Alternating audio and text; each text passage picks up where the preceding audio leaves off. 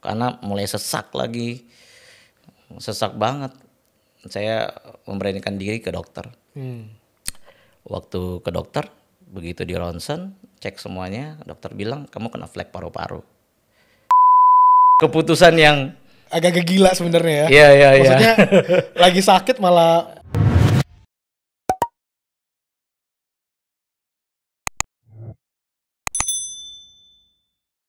Oke, kita kembali lagi di program Today's Message Podcast. Dan di dalam bulan ini kita masih bicara soal worship. Dan kita udah dengar banyak hal yang luar biasa yang disampaikan oleh para pastors dan juga para narasumber yang sudah menceritakan tentang worship. Dan kali ini kita akan dengar kesaksian dari seseorang yang adalah seseorang juga yang melayani di worship sebagai worship leader.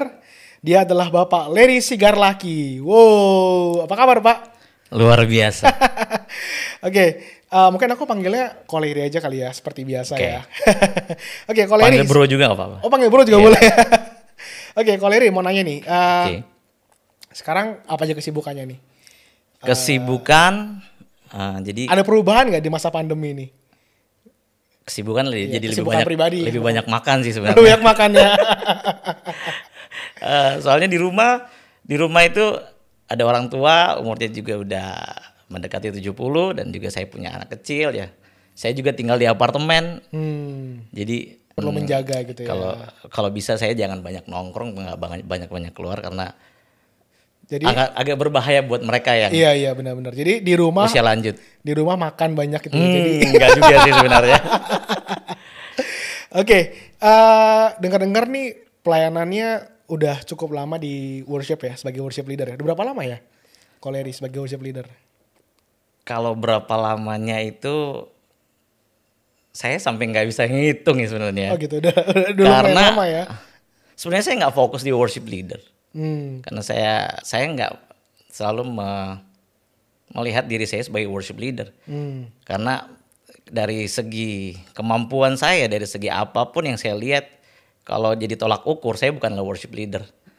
Tapi saya menempatkan diri saya sebagai seorang penyembah rumahan sih sebenarnya. Oh gitu. Gitu. Penyembah kamar mandi. Itu benar. Itu sebenarnya. Oke. Nah, apa yang membuat Ko Larry ini tertarik untuk terlibat di dalam pelayanan praise and worship? Ketika saya lihat orang-orang di jamaah Tuhan ngalamin hadirat Tuhan, tenggelam dalam hadirat Tuhan, itu kayaknya nggak tahan banget itu hati. Kayak Tuhan, aku mau jadi bagian itu. Wow. Aku mau jadi bagian dari kegerakan praise and worship. Aku mau ketika aku menyembah siapapun mereka yang di atas, aku mau ada lawatan Tuhan, ada revival, ada kesembuhan. Karena dari berbagai macam kesaksian, pengalaman saya melihat ketika orang dalam hadirat Tuhan, apa aja bisa terjadi. Ada kesembuhan, ada kelepasan. Ada orang-orang yang nggak bisa mengampuni, akhirnya ketika hadirat Tuhan mencengkeram mereka, Jadi bisa mengampuni. dan tiba-tiba mereka bisa mengampuni. Itu juga terjadi dalam diri saya sendiri sih. Wow. Nah ini kita akan bicara lebih banyak nih soal pengalaman dari Ko Larry sendiri. Seru sih sebenarnya. Seru ya. Oke, jadi selanjutnya adalah kalau gitu apa sih sebenarnya penyembahan itu buat kehidupan pribadi Ko Larry sendiri? Kalau dari saya pribadi ya, adalah sikap hati kita untuk memprioritaskan Tuhan lebih dari apapun, lebih dari siapapun. Lebih dari apapun dan lebih dari siapapun. Lebih dari siapapun. Karena saya mengenal Tuhan saya itu Tuhan yang penuh cinta, Tuhan yang penuh dengan belas kasihan, Tuhan yang dahsyat banget, Tuhan yang bisa mengubah sesuatu yang nggak ada menjadi ada. Tapi satu hal yang saya lihat, Tuhan kita Tuhan yang pencemburu. Ketika kita nggak kasih sesuatu yang terbaik, saya lihat kualitas penyembahan saya itu biasa-biasa aja. Tapi ketika saya mau memprioritaskan hidup saya untuk lebih memprioritaskan Tuhan, jadi fokus utama, saya melihat banyak hal yang terjadi yang di luar pikiran saya. Banyak hal-hal yang bahkan saya bisa lihat banyak hal-hal kenapa saya harus terjadi di hidup saya gitu. Kenapa orang lain nggak bisa rasa itu? Ya, ya. Bukan saya lebih hebat, bukan saya lebih kudus, bukan. Dan di sini seperti firman Tuhan di Roma 12 berkata, persembahkanlah tubuhmu sebagai persembahan hidup Yes. yang kudus, yang berkenan kepada Tuhan. Itulah ibadahmu yang sejati. Yes. Jadi Tuhan mau yang spesial. Ya, ya. Tuhan mau yang dahsyat lah.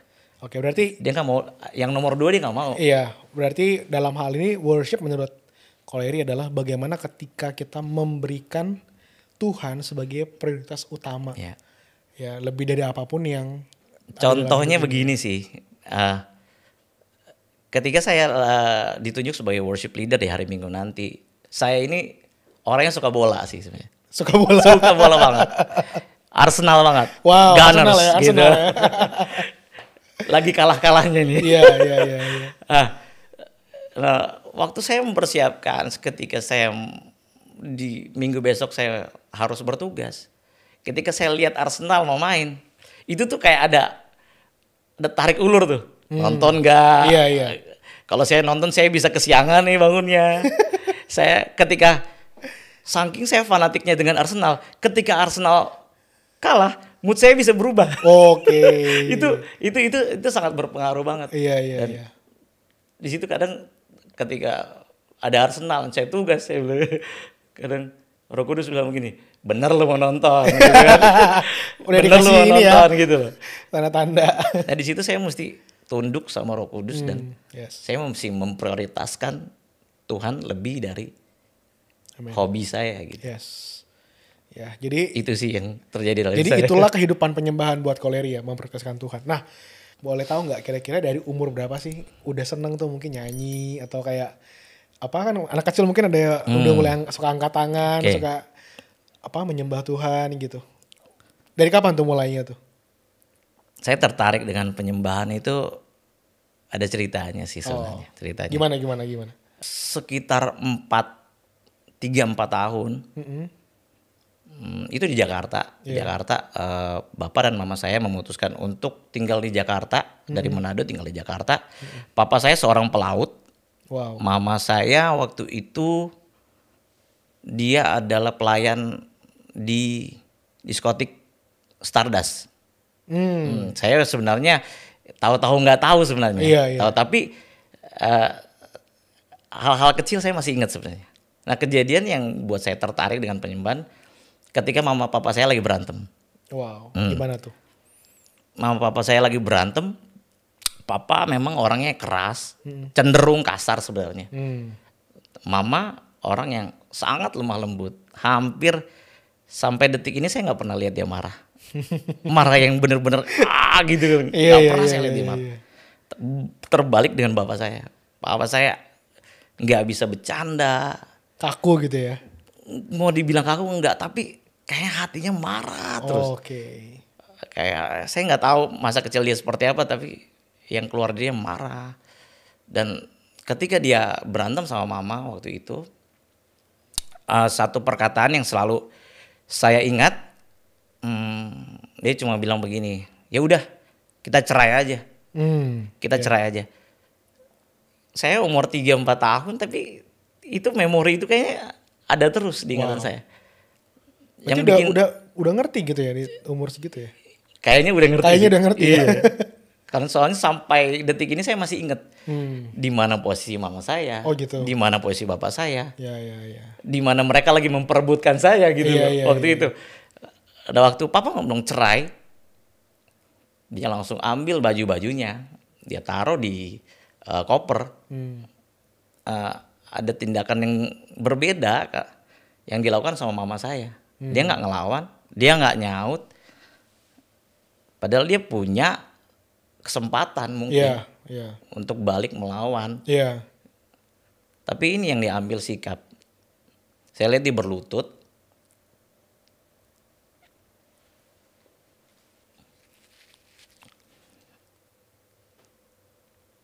Dia angkat tangan. Dan dia nyanyi. Yesus yang termanis buat jiwaku, buat jiwaku.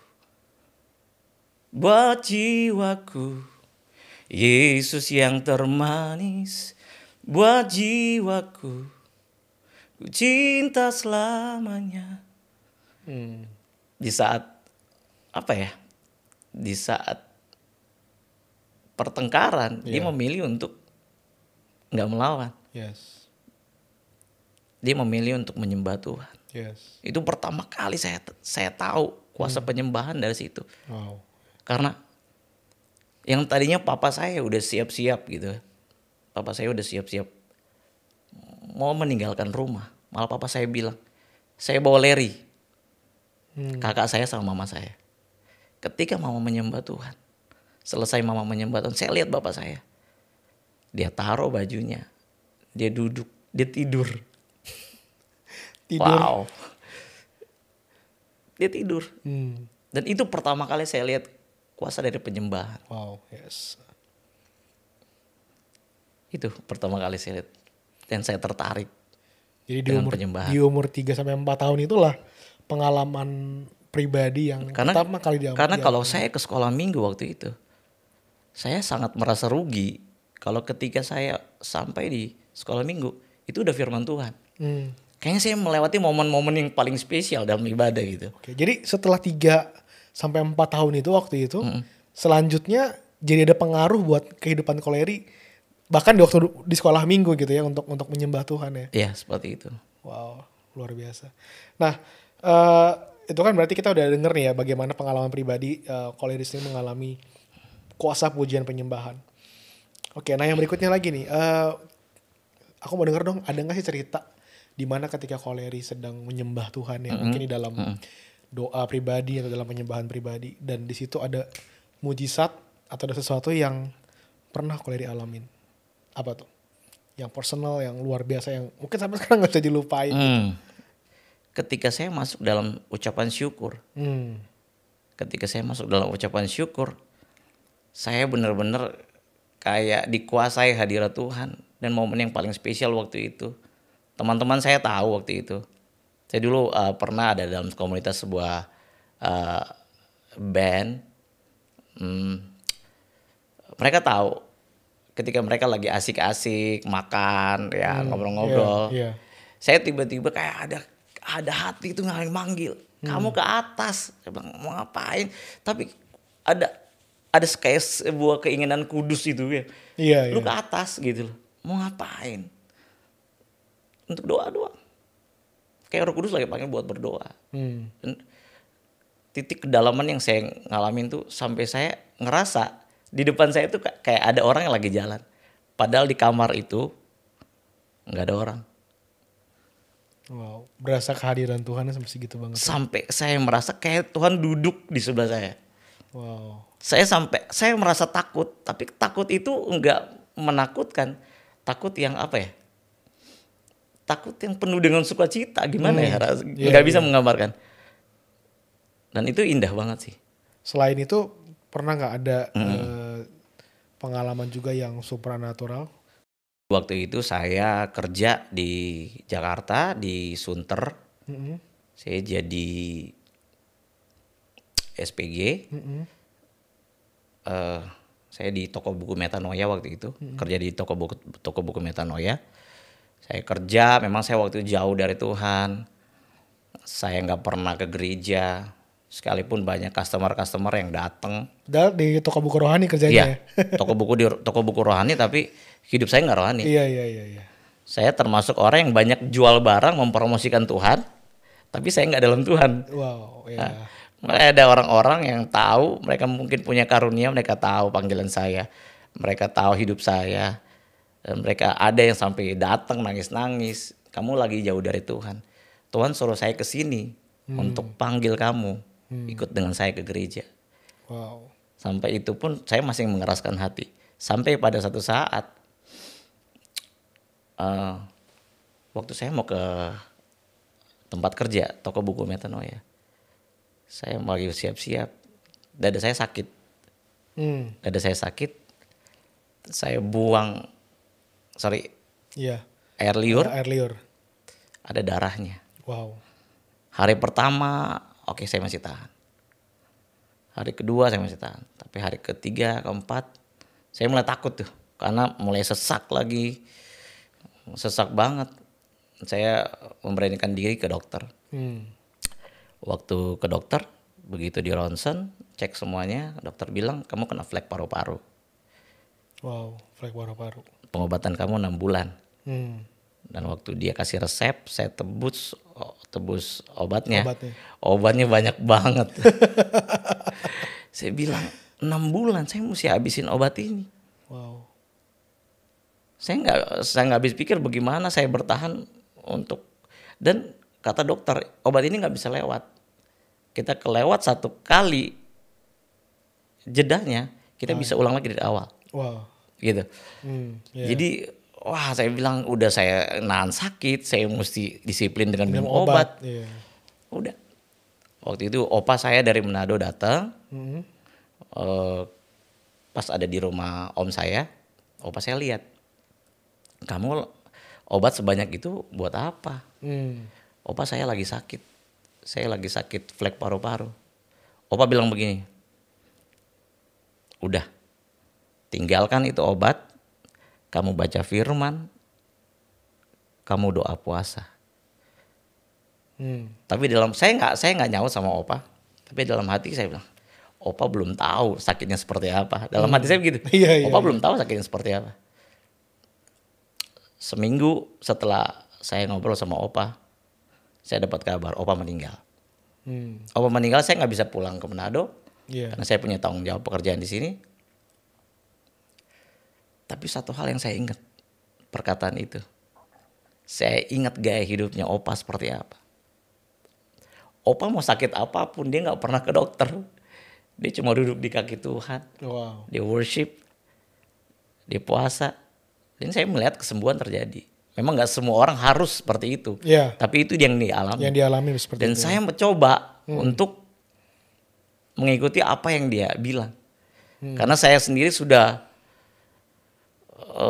bosen juga tiap hari mesti minum obatnya banyak banget gitu. Saya mulai komitmen, saya bilang Tuhan hari ini saya mau puasa. Saya puasa, saya berkomitmen waktu itu nggak makan, saya nggak minum. Dari pagi sampai malam hari. Padahal tuh lagi sakit ya? Lagi sakit. Jadi obat saya berhenti. Benar-benar berhenti. Saya nggak minum obat. Wow. Jadi keputusan yang agak gila sebenarnya ya. Iya. Maksudnya lagi sakit malah memutuskan untuk nggak makan obat dan puasa malah ya. Semakin saya lapar, saya ambil Alkitab, saya baca. Wow. Dan ketika saya baca, kayak saya seperti lagi makan firman. Bukan badan saya ini kenyangan, tapi kayak di sini tuh kayak ada luapan gitu. Luapan saya nggak tahu apa itu, tapi semakin saya baca, wih, keren banget nih kayaknya. Iya. Terus tengah malam jam 12, saya bilang Tuhan saya mau ngapain nih? Saya mau makan, saya nggak rasa makan. Padahal seharian nggak makan, nggak minum. Iya, benar. Tiba-tiba saya nggak tahu itu suara Roh Kudus atau bukan. Tapi tiba-tiba saya nyanyi lagu. Saya worship. Saya nyanyi. Saya mulai merasakan suasana saya berubah. Suasana di sekitar ruangan saya berubah. Yeah. Saya memberanikan diri buat angkat tangan. Saya angkat tangan. Saya nyembah Tuhan. Nggak sampai semenit, saya disamber sama sesuatu yang saya nggak tahu. Wow. Sambernya gimana tuh maksudnya itu? Gitu. Benar-benar berasa secara fisik. Semua tubuh saya bergetar. Saya nggak tahu ini apa. Iya. Tapi ini kayaknya nikmat banget Tuhan. Iya. Dan itu bermenit-menit sampai berjam-jam saya bisa alamin itu. Wow. Saya sendiri di kamar. Terus tiba-tiba keluar itu bahasa-bahasa baru. Saya baca 1 Korintus, 2 Korintus. Jadi ketika dia ngomong tentang spirit, tentang roh, manusia roh, itu kayak berkobar-kobar. Jadi ketika saya worship, tiba-tiba keluar tuh. Saya kepenuhan Roh Kudus, bahasa baru yang saya nggak tahu. Yeah. Yang tadinya saya nggak pernah mengimani bahasa Roh Kudus, tiba-tiba terjadi dalam hidup saya. Wow. Wah, kayak nikmat banget. Saya turunkan tangan saya normal lagi.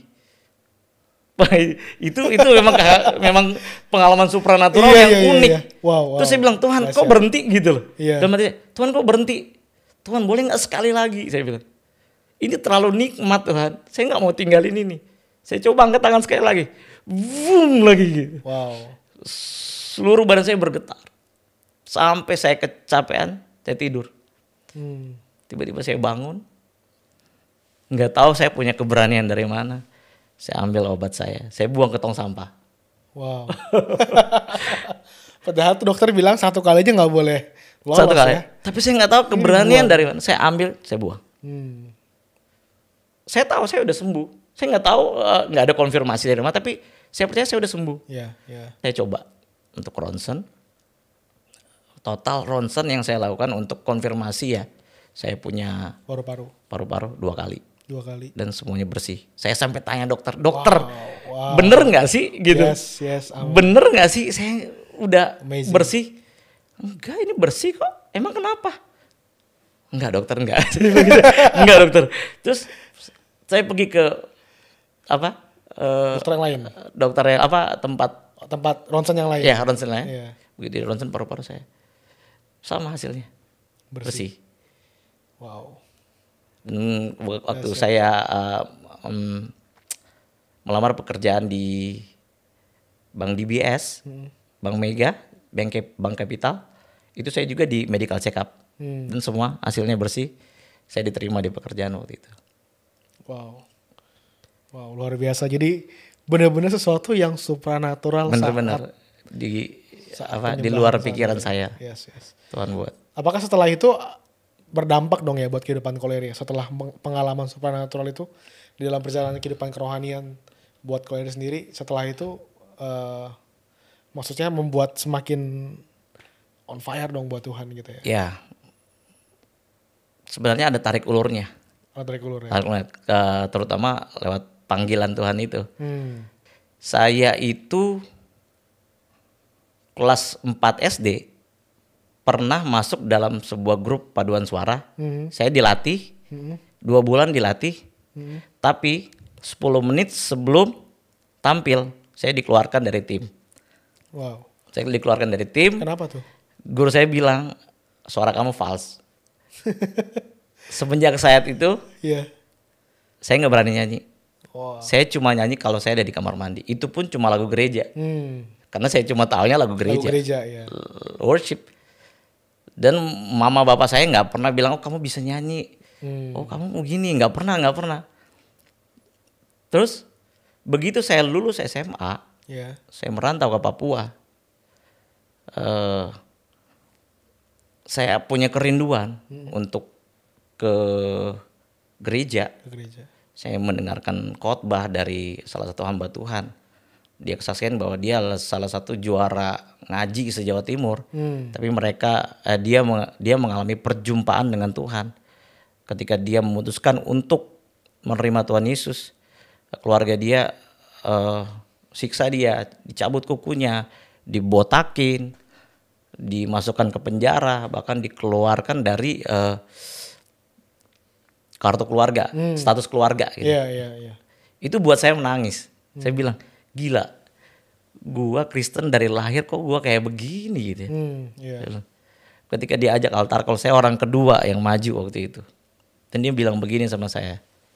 Dia tumpang tangan di dada saya, dia bilang, kamu akan selalu bernyanyi buat Tuhan. Wow. Kalimat yang simpel, tapi terngiang-ngiang waktu saya tidur. Tapi akhirnya lambat laun saya lupa. Saya ke Manado lagi. Di Manado saya hadir dalam sebuah persekutuan untuk jadi jemaat. Tapi tiba-tiba saya lihat 5 menit lagi kok belum tim altarnya belum siap. Iya. Tiba-tiba ada salah satu dari anggota band itu panggil saya, Larry, ini WL-nya nggak datang deh, telat, please tolong bantu kami katanya. Kami cuma kenal kamu, tolong. Saya bilang, saya nggak punya pengalaman, saya bilang gitu. Tapi mereka tahu nggak kalau Larry bisa nyanyi? Enggak, mereka nggak tahu. Nggak tahu nih. Dia cuma bilang 1 lagu aja. Saya bilang saya cuma tahu lagu Satu Hal Yang Kurindu. Saya bilang, Satu Hal Yang Kurindu itu. Saya bilang itu pun kalau ingat gitu. Yang bener aja. Udah, kita doa. Memang waktu itu di satu kecamatan itu emang lagi ada kegerakan sih, kegerakan anak-anak muda, itu persekutuan itu. Udah, kamu nyanyi satu lagu aja. Jadi dengan rasa takut saya, gugupnya saya tutup mata, saya cuma bilang shalom, yuk berdiri. Saya lihat ada sekitar 10 orang yang udah datang. Saya merem, saya nyanyi satu Lengkor Rindu. Dalam suasana takut. Ref kedua saya buka mata, saya lihat ada 30-40 orang di depan saya. Lagi angkat 2 tangan tanpa disuruh. Dan ada yang nangis. Mereka bisa menikmati suasana itu. Saya bilang, Tuhan, kok gue takut ya? Mereka bisa nikmatin worship, tapi saya takut. Apa ini Tuhan? Kenapa bisa begini gitu? Tiba-tiba saya serahkan langsung ke pengkhotbah. Pengkhotbah bilang begini. Tadi yang WL siapa itu namanya? Oh, itu namanya Larry. Larry, Tuhan mau pakai suara kamu. Tuhan mau pakai suara kamu untuk melepaskan orang-orang yang terikat gitu. Terus tiba-tiba saya ingat sama nubuatan yang di Papua. Saya bilang, apa ini Tuhan maksudnya ini? Keluar dari ibadah itu saya tiba-tiba jadi orang terkenal. Semua orang yang kenal saya salamin. Wah, Tuhan mau pakai kamu, Tuhan mau pakai kamu. Benar, semenjak saat itu setiap kali ada ibadah persekutuan yang ditunjuk Larry WL-nya. Tapi ada yang salah. Saya melayani tanpa ada hubungan sama Tuhan. Di satu saat ketika saya berdiri di depan mimbar, saya melihat kayak ada padang gersang gitu. Nggak ada kehidupan. Terus saya jadi orang yang paling bersalah dalam hal itu. Terus saya bilang, lagi nyanyi nih, lagi nyanyi. Tapi hati saya lagi ngomong gini, Tuhan, ini yang terakhir kali saya pegang mic ini, terakhir kali saya worship. Jadi worship leader. Ternyata itu dikabulkan. Saya nggak melayani lagi. Saya lontang-lantung di Jakarta. Sampai kerja di toko buku itu kerja di toko buku Metanoia. Orang-orang mulai konfirmasi, Tuhan mau pakai kamu. Tetap saja saya masih tarik ulur. Tapi akhirnya saya ke sebuah gereja. Ada konfirmasi lagi bahwa Tuhan mau pakai kamu begini-begini. Saya mulai melayani. Tapi yang namanya daging ya, host. Yang namanya daging. Karena saya masih punya keinginan. Jadi saya tarik ulur terus sampai satu saat saya mengkhususkan diri saya tanya Tuhan. Saya worship waktu itu. Hari kedua saya worship. Hal yang supranatural lebih dahsyat lagi saya yang alamin. Ini sebelum atau setelah yang paru-paru? Ini setelah yang paru-paru. Iya. Karena setelah paru-paru itu kayaknya panggilan saya semakin nyata. Tapi saya tarik ulur karena daging saya tuh nggak mau. Daging saya tuh nggak mau karena saya pikir kalau orang-orang yang depan itu orang-orang kudus. Saya tuh nggak kudus. Saya tuh jauh dari Tuhan. Orang bisa nyanyi tapi saya lagi jauh dari Tuhan. Sampai pada satu ketika di hari kedua saya worship sendiri, ambil hubungan pribadi dengan Tuhan. Saya dapat mimpi malamnya. Mimpi yang bisa dibilang saya jadi peran utama di mimpi itu dan saya bisa merasakan. Jadi saya ada di sebuah kereta kereta baja hitam yang besar. Saya kayak begini mungkin keretanya. Saya ada di depan sini, bukan di dalamnya. Saya lagi begini. Di depan keretanya itu? Di depan kereta, bukan di dalam kereta. Iya. Kereta baja yang besar dan panjang. Terus semakin lama kereta itu makin cepet. Makin cepet daging saya tuh berasa kayak dicabik-cabik. Tuhan, kenapa saya mesti di sini? Saya nggak mau di sini Tuhan. Saya nggak mau di sini. Saya lihat ke belakang. Saya lihat di belakang teman-teman saya. Saya lihat pelayan-pelayan Tuhan di belakang. Saya bilang, boleh nggak mereka yang di depan? Saya bilang gitu Tuhan. Tiba-tiba berubah. Saya ditempatkan di suatu tempat. Ngeri banget tempatnya. Itu api di mana-mana. Itu orang-orang dibakar. Saya nggak tahu itu neraka atau apa. Saya nggak tahu. Saya nggak mau bilang itu neraka. Tapi saya melihat orang-orang dibakar tanpa wujud orangnya. Tapi saya tahu orang itu siapa. Iya. Itu ngeri banget. Di situ saya gemeter. Saya nggak mau ngomong apapun. Tapi saya bilang, kenapa saya ada di sini? Tiba-tiba saya deket sama satu orang, saya kenal orang itu. Tapi dia nggak berwujud, nggak ada muka kayak saya gitu, nggak ada. Saya baru mau tanya sama Tuhan, Tuhan kenapa orang ini ada di sini? Tiba-tiba ada suara dari sebelah kanan di atas. Saya nggak tahu itu suara Tuhan atau enggak atau bukan. Tapi suara ini bilang begini, tetaplah berdoa. Tiba-tiba saya kebangun.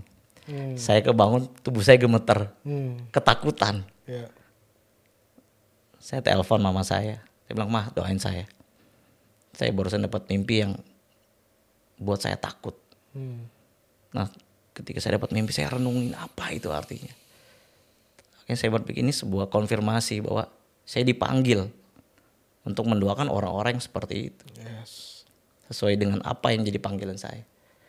Hari itu saya bilang, ya udah Tuhan, kalau memang Tuhan mau taruh saya di sini, ya udah, saya melayani Tuhan. Berarti dari situ mulai lebih sungguh-sungguh gitu ya untuk melayani Tuhan ya. Masih berusaha lebih lagi. Saya nggak bilang saya udah perfect, enggak. Saya masih belajar. Oke, kalau ini sebagai bagian yang terakhir nih, boleh nggak ada sedikit pesan singkat buat teman-teman yang menyaksikan program ini sebagai seorang penyembah gitu ya? Apa yang menjadi pesan Koleri buat teman-teman, buat pemirsa yang menyaksikan ini untuk kita bisa hidup dalam penyembahan? Saya belajar dari Hana ya. Ketika Hana dalam pergumulan, dia lari ke Tuhan. Ketika kandungan dia ditutup, dia lari ke Tuhan. Dia buat sesuatu yang pendetanya aja, Imam Eli aja, tuh lu ngapain? Lu kayak orang mabok kan gitu kan? Karena dia lagi melakukan sesuatu yang nggak lazim biasa orang lakukan kan. Jadi gini, kalau lu mau jadi penyembah, mau tenggelam, lakukan sesuatu yang lebih dari pikiran orang lain. Sampai jadi kalau kita lihat orang-orang yang lagi difoto, lagi ekspresi gitu kan, saya juga pernah difoto seperti itu. Itu bukan orang yang lagi tenggelam dalam hadirat Tuhan. Kalau kita melihat orang lagi tenggelam dalam hadirat Tuhan, kita pasang CCTV di rumah mereka, di mana mereka lagi ancur-ancuran sama Tuhan, tenggelam sama Tuhan. Karena ketika kita tenggelam dalam hadirat Tuhan, wah gila, ingus semua, keluar semua itu. Udah gak peduli sama kondisi ekspresi kita lagi. Podcast kemarin Pastor Andy bilang gini, bukan tentang seberapa lama, tapi seberapa dalam. Tapi ini saya percaya yang saya alamin, ketika kita udah dalam sama Tuhan, itu waktu itu udah gak jadi masalah. Itu yang saya alamin sih. Jadi ketika kita mau jadi penyembah yang benar-benar dalam roh dan kebenaran, lakukan sesuatu yang lebih gitu loh. Jadi bukan cuma sekedar yang seadanya aja gitu. Bukan sekedar performance sih. Wow. Itu sih. Thank you banget Koleri buat kesaksiannya luar biasa, dan puji Tuhan. Kita percaya banget pasti teman-teman yang menyaksikan, pemirsa menyaksikan diberkati dengan kesaksian Koleri kali ini. Amin. Tuhan berkati. Tuhan berkati. God bless you.